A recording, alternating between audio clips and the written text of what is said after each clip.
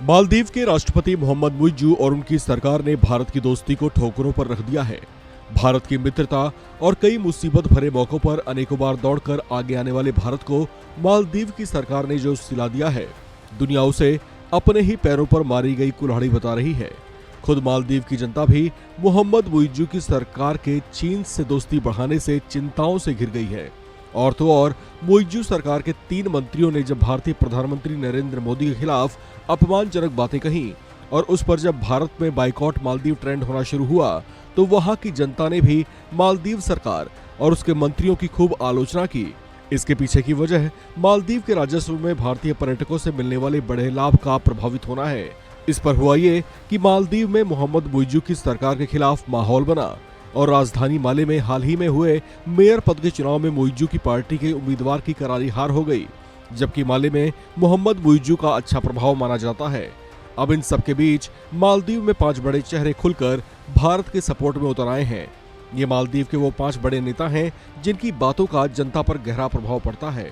इनमें पहली है मालदीव की पूर्व रक्षा मंत्री मारिया अहमद दीदी, जिन्होंने अपने एक बयान में भारत का पक्ष लेते हुए मोहम्मद मुइज्जू की भारत नीति की निंदा की है।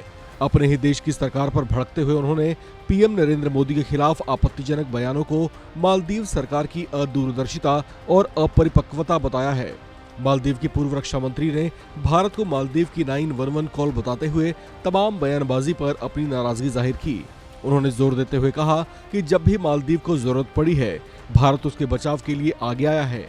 मालदीव के दूसरे बड़े नेता जो भारत के सपोर्ट में उतरे हैं, उनका नाम है अब्दुल्ला शाहिद, जिन्होंने पीएम मोदी पर अपमानजनक टिप्पणी करने वाले मुइज्जू सरकार के तीनों मंत्रियों को जमकर खरी खोटी सुनाई है। उन्होंने कहा कि ऐसा करने वालों को ये बात समझ क्यों नहीं आ रही कि वे सोशल मीडिया एक्टिविस्ट नहीं बल्कि पब्लिक फिगर्स हैं। उन्होंने प्रधानमंत्री नरेंद्र मोदी पर अनर्गल बयान देकर भारतीय लोगों से बैर मोल लिया है, जिससे देश का हित प्रभावित हुआ है।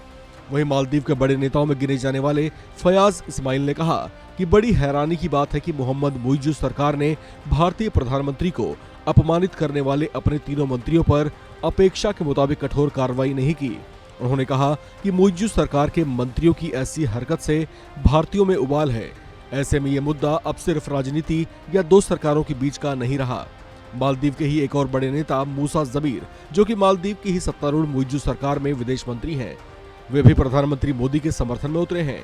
उन्होंने अपनी ही सरकार के तीनों मंत्रियों के बयानों की निंदा करते हुए कहा कि इससे मालदीव सरकार सहमति नहीं रखती। वहीं मालदीव के पूर्व राष्ट्रपति मोहम्मद सोलेह ने कहा कि भारत हमारा पुराना मित्र रहा है, उसकी मित्रता को हमें भूलना नहीं चाहिए।